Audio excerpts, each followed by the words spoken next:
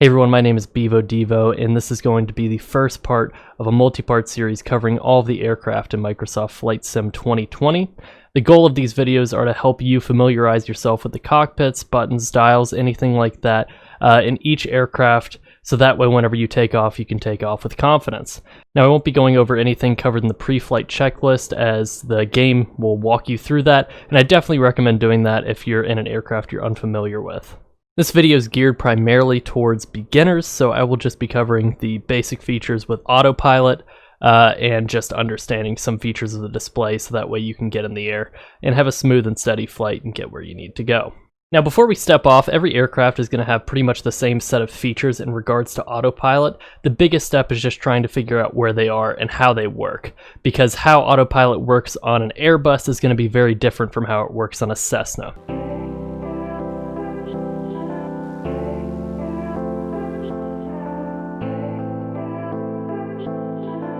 Now for today's video, we're going to be covering the Cessna 172, which, other than the 152, when you think of plane in its very basic form, that's what this is.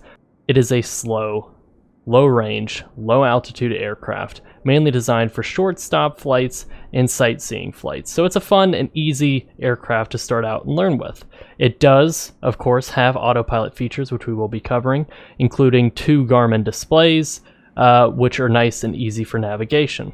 So let's get into it. Alright, so we're on the ground. I went ahead and had everything started and booted up for us just to save some time and make it a little easier. Now, we have in front of us 2 large Garmin displays. One is our heading indicator and the other is going to be our VFR map. And on both of these displays, on the bottom left, we have all of our autopilot functions, including autopilot itself. The heading select is going to be right below it, and then to the right of heading select is going to be altitude hold mode.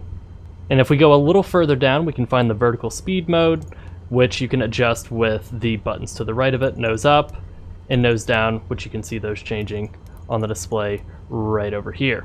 So let's go ahead and take off, and I'll show you how these work if you're not too familiar. Alright, so we're in the air. Now what we can go ahead and do is, if we want to go ahead and adjust our heading, I'm just going to do this to keep us straight and level. Kind of finesse it and keep it stable on a climb with our controller here. So we'll adjust that. We'll make sure heading select is on. It is. Turn on autopilot. We want to go ahead and get our altitude hold on so we can start climbing and adjusting. Now the altitude select button is going to be right down here. And there's a big wheel which does thousands and a small wheel which does hundreds. So let's say we'll just go to 2,500 feet. So then we'll want to turn on our vertical speed, nose up. We can choose the rate of climb, and there we go. We're climbing, and we're not doing anything with our controller other than changing the view here. My hands are completely off.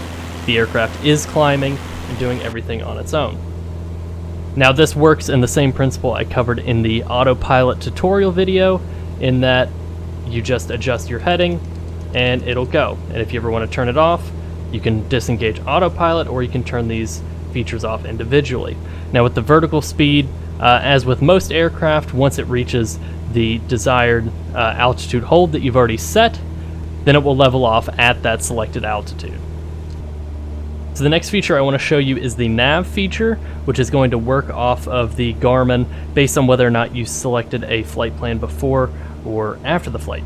So currently I do have a sort of a flight plan heading towards this airport over here that I went ahead and set. So were I to turn on the nav mode, my aircraft is going to bank off to the left and should slowly turn around to try and get back onto this direct path that's marked in this magenta line here. So were I to not have had this set, there would be no magenta line there, and you would need to pick an airport that you'd want to land at. You could do this in multiple ways. You could do it just VFR based on talking to the air traffic control and request a full stop landing at your nearest airport or whichever airport you want to go to. But in order to get that on the navigation screen so that you can use it and reference it and find where you're going, you'd want to do it through the Garmin itself. Now in order to do that, it's pretty simple. If you want to find an airport that's close to you, you can click the NRST, which means nearest, right here. And you can kind of scroll through these using this knob here. You'll want to use the lower one, it's just going to make it easier. So let's say I want to go back to the airport I started at, so I'll scroll up, and it was K flow for me. So I'll click that, and I can go ahead and hit set direct course to, which is going to be right over here. And then all it wants me to do is activate. So if I just hit the enter button down here, then it's going to activate my navigation mode, which is right here under the heading. It's going to activate as well. And then looky there, we're going straight on the magenta path, which, as you can see on our VFR map, is where we need to go. And that's going to head us direct into KFLO. Now, the navigation feature is really handy because it will keep you on course for the most part, but you need to make sure that you use it in conjunction with your other features. So what I find is easiest to do is go ahead and set the autopilot, vertical speed, get yourself set up in a climb, along with your heading select on, so that way you can rotate around. And once you get in a stable position or you're on course, you can flip it to nav mode, and it's just gonna set you off straight from there. Now, whatever way or preference you have for it, you'll figure out if you don't already have one, but you just need to make sure you do it in the right order and understand what works off of what, because autopilot will not work unless you set the other features. As just a quick little video to show you the 172, obviously there's more to this aircraft than that. And if you have any additional questions, feel free to ask down below in the comments. And if you did learn something, and if you did enjoy this video, make sure you to like and subscribe.